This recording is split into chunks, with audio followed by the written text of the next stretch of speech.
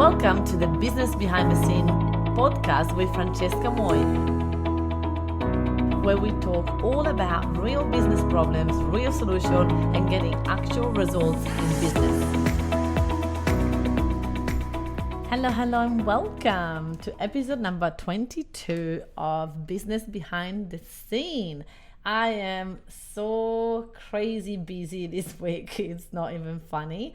We just finished a beautiful weekend here in Brisbane, beautiful and sunny. I mean, supposed to be winter, but legit, it's not winter at all. And it's been a really good weekend. Saturday, as always, I did my studying in the morning. I'm doing a certification course for becoming a life coach. Well, I already am a life coach. I was certified about 7 years ago, and I was like, you know what, I need to do something else. I really love mindset, and I'm doing the certification, which is amazing, and I'm really enjoying learning. And it's always good to walk your talk, right? I tell clients, don't be afraid to spend money, invest in your business, invest in your mindset. And I was like, I need to invest something different. Every year I do spend about $15,000 in attending Tony Robbins event, but I was like, I need to do something different. And this has been so much work, and I dedicate all my Saturday mornings to this. But then this Saturday, I also had to prepare for my events coming up. We've got a half-day workshop online this Thursday with literally over 200 people registered, which is amazing. And I was prepping for that. And then I was also prepping for the 3-day workshop next week, which is going to be amazing with over 60 people RSVP. So the business is continuing online. We don't let anything stop us, but there is a lot of work involved with that. And together with a lot of work, there is also a lot of anxiety and a lot of uncertainty and a lot of fears. And I feel it, I hear it, and I am very compassionate with myself. I don't try to hide, and I don't try to run away from these feelings. I just feel it and go, it's okay, we'll be fine. Just keep feeling it. You'll be all right. And it's good to know that I don't have to be perfect. I don't have to be always positive. There's 50-50 of a negative emotion and positive emotion, and a lot of us have this image, this idea that we're gonna be happy all the time, and that is unrealistic and it's not gonna happen. So allowing to be scared and to be in fear is good, as long as you don't let that stop you, as long as you don't indulge in it, right? You feel it, you know it's happening, you just keep going. And that is something that it took me a long time to accept. I was always avoiding it by eating or by eating probably was my thing. I used to smoke as well, and now I've learned on how to not do it. But today we're talking about business was my identity, and I know that many of you feel exactly the same. So is your business your identity? A lot of people say, my business is my baby. Is it? Because if your business is your baby, like sometimes we also think that our business is us, like I am my business. Without my business, who am I? So ask yourself this question of like, who are you if you're not doing this business? Because a lot of us think about that our identity is our role, our job, our position. I'm a mom, I'm a daughter. Is that really who you are, right? So if we separate the identity of the business, right? I'm a social media manager, or I'm a business coach, right? Is that who I am though? Because I can be a lot more and I can be a lot less, and I could be just who I am without having to be that.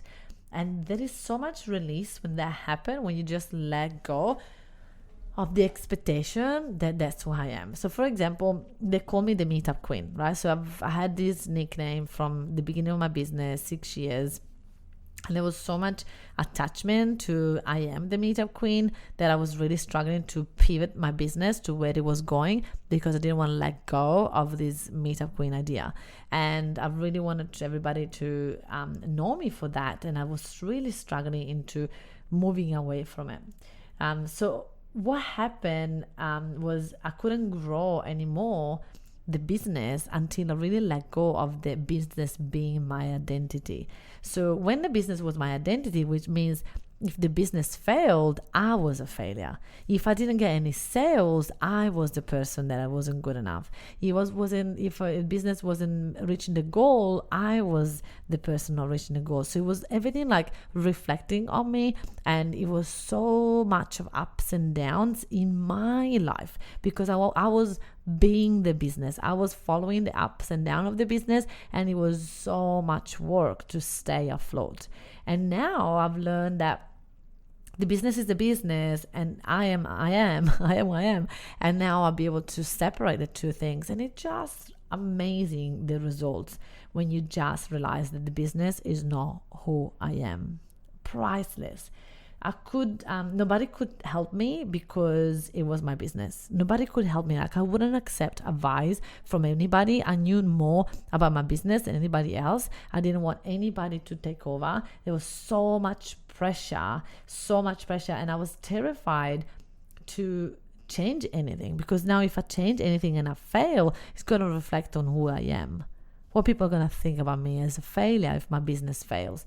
It was terrifying, and every step of the way I didn't want to change anything. I was becoming so set in my own ways in the business, as well as in my private life at the time. So it was really hard for me to pivot, to change.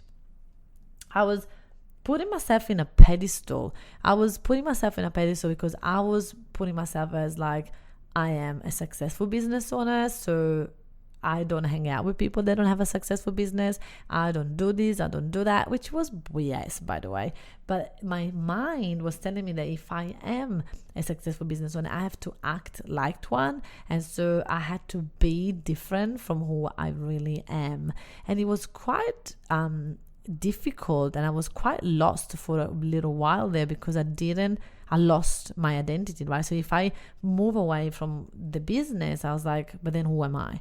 And so I couldn't really pinpoint who I was, because now I was a successful business owner. So now I'm in a pedestal. Now I am so successful. Now I cannot fail, because everybody will see, everybody will watch it. But the only person that was putting myself on a pedestal, it was me. I didn't know that at the time.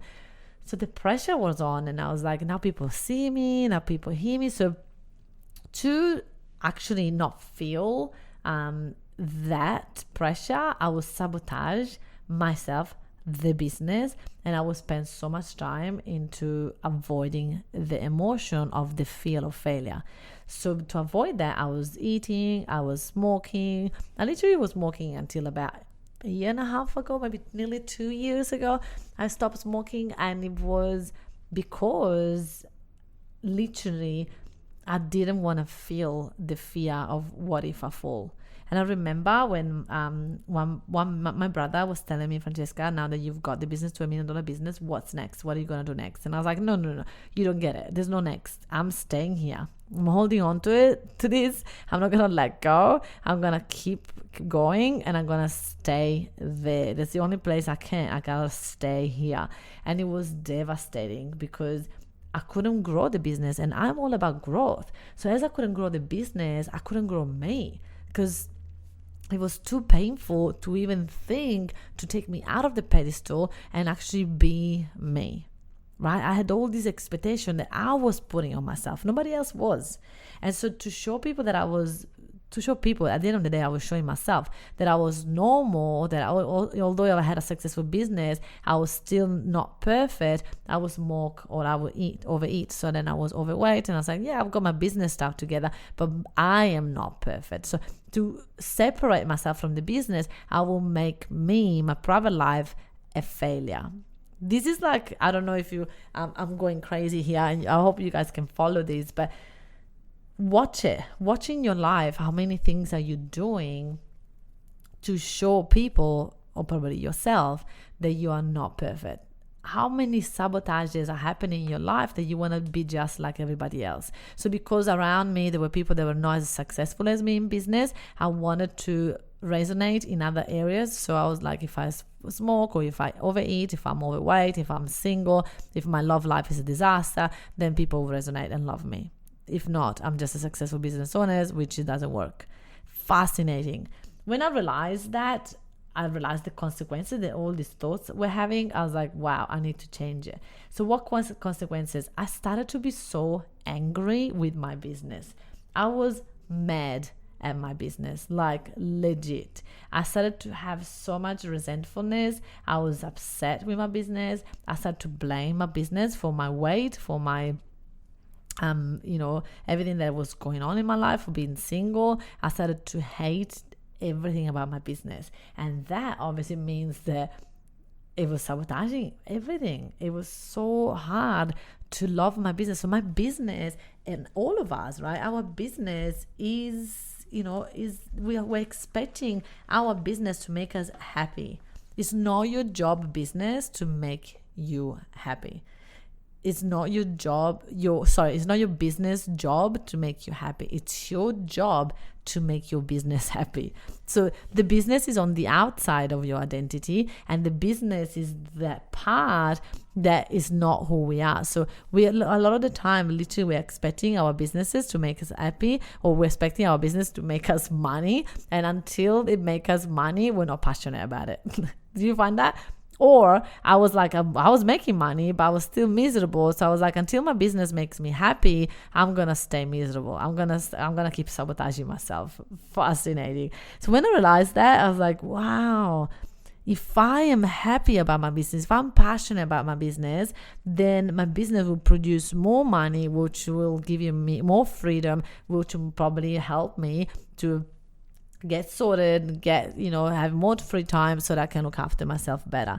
So I started to ask myself, hold on, do I love my business? And that was a very dangerous question, because now that I started to hate my business, I started to really genuinely, and that was like only a year ago, you guys, I started to genuinely think, maybe I'm not cut out for this stuff. Like, I've already reached like $1 million business. I did it all by myself. It all happened. And then I went, maybe it's not for me. Maybe my destiny is not to have a business. Maybe I should just change. And I'm thinking that by changing my circumstance, I will change how I feel. Right? By changing business or going to a job, I'll be less busy, which means I will have more time for self-love, which means I'll be happier. But is that true? Why are we expecting the circumstance to change for us to feel better? We need to learn to feel better now so that the circumstance will change later. And that is a lot of work, some really, really painful work, but it's so worth it. It's like, last night we watched a really scary movie, and while I was watching a scary movie, I was like, oh God, like this is gonna be over. It's just a movie. I'll be fine. And so think about it, like so many times we go and do ourselves things that are painful on purpose, but knowing we allow that pain, knowing that it's going to go over. We don't do that in the business. We're just resentful against the business because it's bringing us pain instead of allowing it, knowing that being in business is going to have some ups and downs. It's going to go through some pain. But then what if you start listing all the things all the pain that you had to go through, that you're grateful for, that you went through it because now you went on the other side and things are so much better. Think about that. Because we are all so afraid of failing and also afraid of doing something wrong that we do everything we can to avoid failure.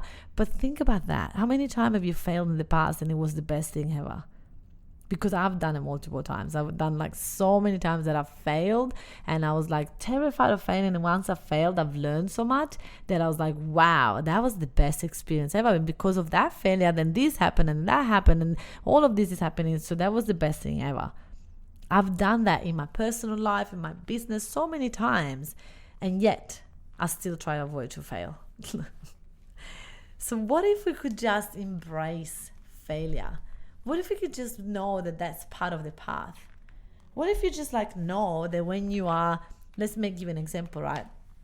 When I was little, I would get seasick if I go into like streets that were like, like curvy mountains and stuff like that. And I remember going, okay, in the morning, my mom would say, okay, we're going on a holiday in this place. To get there, there's going to be about an hour of, turns and all of the curves and all of that in the mountains. And it's going to be painful. You probably get seasick, but then we're going to go on a holiday. And so mom got me prepared knowing that I probably would get sick, but then on the other side, there was something good. And so we would go. It wasn't that everything was canceled because I would get sick. We knew that Francesca was going to get sick, but then we'll be fine.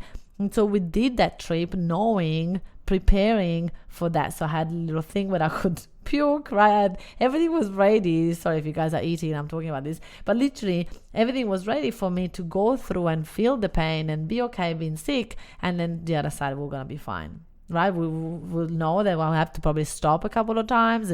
All of that was in part of the plan. So what if you plan to fail? What if in your business you plan to fail? You know the failure is going to be part of it. You know that you're going to be failing and be okay with it. You know that you're going to be mistakes, and those mistakes are going to be the thing that's going to change your business forever. What if What if you knew that? What if in the past, when you went through something really painful, you just knew that you were going to be fine? What is happening is that now that I know that my business won't make me passionate, I have to be passionate to make my business better, right? When you tell yourself you don't know how this is going to go, you don't know how the business is going to go, that is when we are indulging in the confusion. We're indulging in going, oh, but I don't know if I take this risk, I don't know how it's going to go. And not knowing, our brain loves that, because our brain is going, right, if I don't know, then I don't have to do it. So I'm going to stay here. I'm going to stay not doing it. So when I saw the sabotage, what was happening in my business, the consequences of me thinking that I was my business and putting myself in a pedestal because I was the business, then I had to remove my identity from it. So I started to see my business as a separate identity. I started to have meetings with my business. I mean, that sounds crazy, but legit, right? I would go, right, business, what do you want? Where do you want to grow? What do you want the business to be? And literally, I've taught this to all my team. Whenever we make a decision, it's not about me. Like people past team members were like, oh, well, Francesca wants this in the business. And it's like, wait, it's not because I want it. I'm thinking what's the best for the business, because the business is paying your wages and my wage, and the business is giving us a lifestyle. So we need to make the best decision for the business, not for me, not for you. What does the business need right now? It needs that you guys work extra hours. If the business needs this, it's not me, right? And that's where also was a lot of hardship for me. I couldn't separate that, and I would feel guilty when I had to tell team members stuff. They were like the hard conversation. And then when I realized that it's the business that needs that, right? So I started to delegate major things to my team that before I was terrified to let go, because I was a control freak and I wanted to do all because I was my business, right? I was like, if they stuff it up, it's on me. It's my reputation. It's my business. And then when I was able to separate the two things, magic happened. Now, I was able to let go the responsibility of my client's success, because again, that was one of the things that I thought it was me. My identity in the business wasn't just about the business, was like about my clients. I had to get results for my clients or I was a failure, right? The business was a failure, so then I was a failure.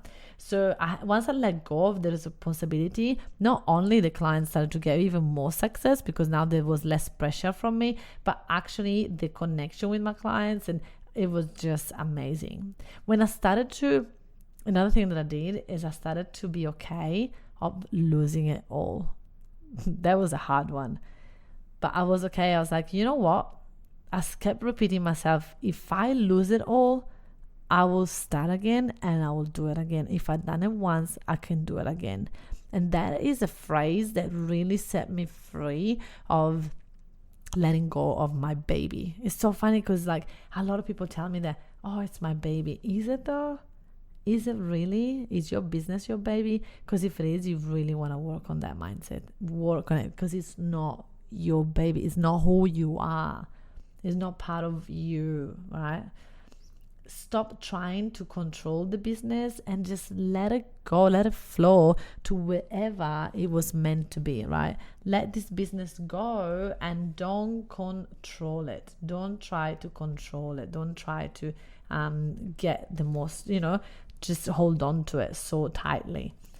I start loving myself and I start loving my business as a separate identity. If the business doesn't go well, it's not that I am sad or I'm going bad. It's just a period that the business is going through some tough time. But that doesn't mean that I have to go through some tough time, right? I start to love myself. And because of that, I started to lose so much weight. It was just like letting go of everything. It was so beautiful because I started to become my own person with or without the business. I know who I would be, and it was so freeing and it was so amazing to be able to separate the two things. So the question is that I've got for you is like, do you love your business? How passionate would you be of your business if you could triple your income right now? Right? Because a lot of us are like, I'm not so passionate about the business. It's so much work. That's because you're not getting what you want out of it. But what if the business was actually turning around the money that you want? Would you have a different feeling about your business? Would you be more passionate? Would you put more work in it? Right? So many of us, because we're not getting results yesterday, we just get resentful with the business and just blaming the business. Right? But the business, it does, right? Whatever effort we put in, it will come out, right? So literally think about those questions. Like, are you your business? Are you identifying yourself as your business? Well, then stop it. Find a way. I mean, you guys, I've done it for 4 years, so I get it. But now that I've shared this with you, if you haven't heard this before, try to put into perspective and see how you can move away from being your business and start to become your own identity. And that will give you so much more power as a CEO, so much more power as a business owner, so much more momentum, and so much more fearless. You're going to be fearless. You're going to be able to go forward and take it to the next level like you always wanted to. So you guys, thank you for listening, and I look forward to see you next week. Now remember, if you're loving this, my goal is to have over 10,000 people listening to this podcast by the end of this year, and I would love you guys to leave me a review if you're enjoying this podcast. That will mean the world to me because you all send me private messages about it, and I would really appreciate if you could leave a review so that we can take this podcast to the next level. Thank you. If you enjoyed listening to this podcast, then you have to come check out the Entrepreneur's Abundance Mindset Mastermind. It's my monthly mastermind where you get to spend time with me, where we take all this material, we apply it, we study it, and so we can take your business to a whole new level. So just go to the Francesca Moi, the Meetup Queen Facebook business page, and then just send me a message and you'll be able to choose the option EAM Mastermind. I would love to have you join me there, and I'll see you next week.